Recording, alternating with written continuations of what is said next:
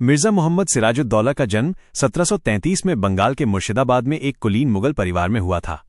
उनके पिता मिर्जा मोहम्मद हाशिम और माता अमीना बेगम ने उन्हें भविष्य के बंगाल के नवाब के रूप में तैयार करने के लिए आवश्यक शिक्षा और प्रशिक्षण दिया। उनके पालन पोषण में उनके नाना अलीवर्दी खान की महत्वपूर्ण भूमिका थी, जो उनके जन्म के तुरंत बाद बिहार के उपराज्यपाल बने। 1740 में अलीवर्दी खान ने अपने पूर्ववर्ती सरफराज खान को हराकर बंगाल के नवाब का पद संभाला। अलीवर्दी खान का कोई पुत्र नहीं था, इसलिए ये माना जाता था कि उनके बाद सिराजुद्दौला ही नवाब बनेंगे। जब सिराजुद्दौला 13 वर्ष के हुए तो वे अपने दादा के राजनीतिक और सैन्य अभियानों में उनके साथ जाने लगे। हालांकि 1750 में उन्होंने अपने दादा अलीवर्दी खान के खिलाफ विद्रोह कर दिया और बिहार की राजधानी पटना पर कब्जा कर लिया, लेकिन अंत में उन्होंने अपने दादा के सामने आत्मसमर्पण कर दिया। सिराजुद्दौला बंगाल का अंतिम स्वतंत्र नवाब। पात्र: सिराजुद्दौला बंगाल का युवा, दूरदर्शी और तेज तर्रार नवाब। Robert Clive East India Company का चतुर और महत्वाकांक्षी अधिकारी। मीर जाफर सिराजुद्दौला का सेनापति और एक धोखेबाज व्यक्ति। राय दुर्लभ सिराज का एक और धोखेबाज कमांडर। जगत सेठ बंगाल का एक प्रभावशाली बैंकर जो नवाब से असंतुष्ट है। घसीटी बेगम सिराज की मौसी जो उससे घृणा करती है और गद्दी पर बैठना चाहती है। मोहम्मद बेग मीर जाफर का सिपाही जिसे सिराज को मारने का काम सौंपा गया। अन्य सैनिक, दरबारी और लोग।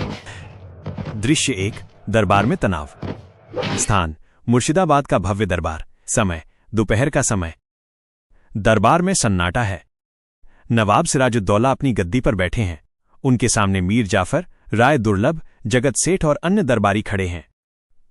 सिराजुद्दौला का चेहरा गुस्से और निराशा से भरा है। सिराजुद्दौला गंभीर स्वर में: मीर जाफर, मैंने तुम्हें क्या कहा था? मैंने कहा था कि अंग्रेजों की बढ़ती ताकत पर नजर रखो। वे हमारे व्यापार में हस्तक्षेप कर रहे हैं, किले बना रहे हैं और हमारी अनुमति के बिना हमारी जमीन पर कब्जा कर रहे हैं। मीर जाफर घबराते हुए: जहां पनाह, वे केवल अपनी सुरक्षा के लिए किलेबंदी कर रहे हैं। व्यापार में हस्तक्षेप की बात गलत है। वे तो बस। सिराजुद्दौला उठकर: बस? क्या तुम समझते हो कि मैं मूर्ख हूं? वे हमारी आजादी छीनना चाहते हैं। पहले उन्होंने हमारे आदेश को नजरअंदाज करते हुए किलेबंदी की और अब उन्होंने हमारे सबसे बड़े दुश्मन घसीटी बेगम को अपने साथ मिला लिया है। जगत सेठ नरमी से: नवाब साहब, अंग्रेजों से सीधे टकराव ठीक नहीं। उनका व्यापार हमारे लिए जरूरी है। सिराजुद्दौला गुस्से में: जरूरी?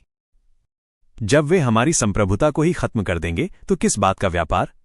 सुनो, मेरी बात ध्यान से सुनो। अब कोई और बातचीत नहीं होगी। मैं स्वयं कलकत्ता पर हमला करूंगा और उनका घमंड तोड़ दूंगा। दरबार में एक सन्नाटा पसर जाता है। मीर जाफर और अन्य धोखेबाज एक दूसरे को घूरते हैं। दृश्य 2: विश्वासघात की साजिश।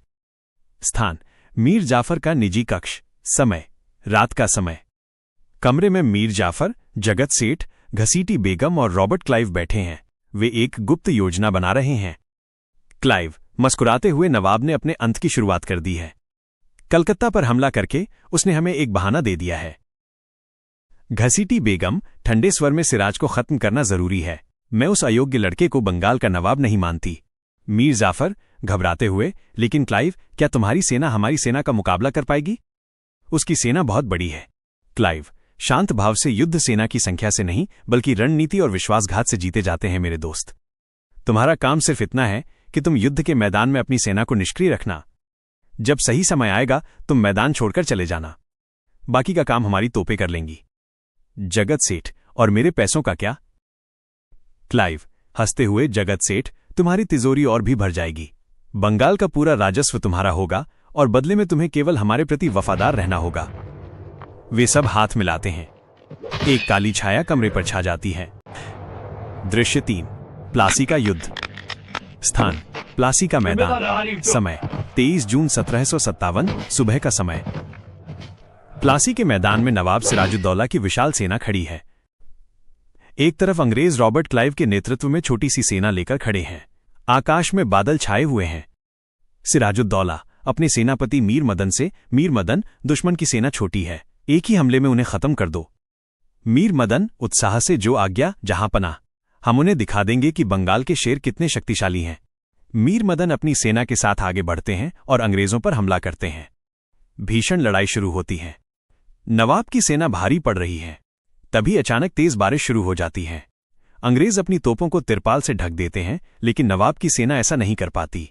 उनकी बंदूकें और तोपें भीग जाती हैं। सिराजुद्दौला घबराकर, ये क्या हुआ? हमारी तोपें काम नहीं कर रही हैं। मीर जाफर, आगे बढ़ो, अब तुम्हारी बारी है। सिराजुद्दौला मीर जाफर की तरफ देखते हैं, लेकिन मीर जाफर अपनी जगह से हिलता भी नहीं। उसकी विशाल सेना चुपचाप खड़ी है। सिराज को विश्वासघात का एहसास हो जाता है। मीर जाफर पास खड़े अपने सैनिकों से, नवाब की हार निश्चित है, हमें अब मैदान से हट जाना चाहिए। मीर जाफर और राय दुर्लभ अपनी सेना के साथ मैदान से भाग जाते हैं। सिराजुद्दौला अकेला रह जाता है। मीर मदन वीरता से लड़ते हुए वीर गति को प्राप्त होते हैं। सिराजुद्दौला जोर से चिल्लाते हुए, धोखा, ये धोखा है। सिराज को मैदान से भागना पड़ता है, उसकी हार हो चुकी है। दृश्य 4 अंत। स्थान मीर जाफर का महल। समय रात का समय। सिराजुद्दौला को बंदी बनाकर लाया गया है। वो थका हुआ और निराश है। मीर जाफर, रॉबर्ट क्लाइव और मोहम्मद बेग सामने खड़े हैं। सिराजुद्दौला कमजोर आवाज में, मीर जाफर, तुमने अपनी महत्वाकांक्षा के लिए अपने ही मुल्क को बेच दिया। तुम्हारी गद्दारी का फल तुम्हें और इस देश को भुगतना पड़ेगा। मीर जाफर, तिरस्कार से तुम एक अयोग्य शासक थे। बंगाल को तुम्हारी नहीं, मेरी जरूरत है। क्लाइव शांत भाव से, नवाब साहब, खेल खत्म हो चुका है, अब बंगाल हमारी मुट्ठी में है। क्लाइव मीर जाफर को इशारा करता है। मीर जाफर मोहम्मद बेग को देखता है। मोहम्मद बेग सिराज की तरफ बढ़ते हुए, अब तुम्हें अपनी गद्दारी की कीमत चुकानी होगी। सिराजुद्दौला सिर झुकाकर, हे अल्लाह, ये कैसी नियति है। मोहम्मद बेग चाकू निकालता है और सिराजुद्दौला पर वार करता है। सिराज जमीन पर गिर जाते हैं। पटकथावाचक धीमे दुख भरे स्वर में 2 जुलाई 1757 को बंगाल का अंतिम स्वतंत्र नवाब सिराजुद्दौला विश्वासघात के हाथों मारा गया। प्लासी का ये युद्ध सिर्फ एक शासक की हार नहीं था, बल्कि भारत में ब्रिटिश शासन के उदय की शुरुआत थी। एक रात की काली घटा ने अगले 200 सालों तक भारत के आसमान पर अंधेरा कर दिया था।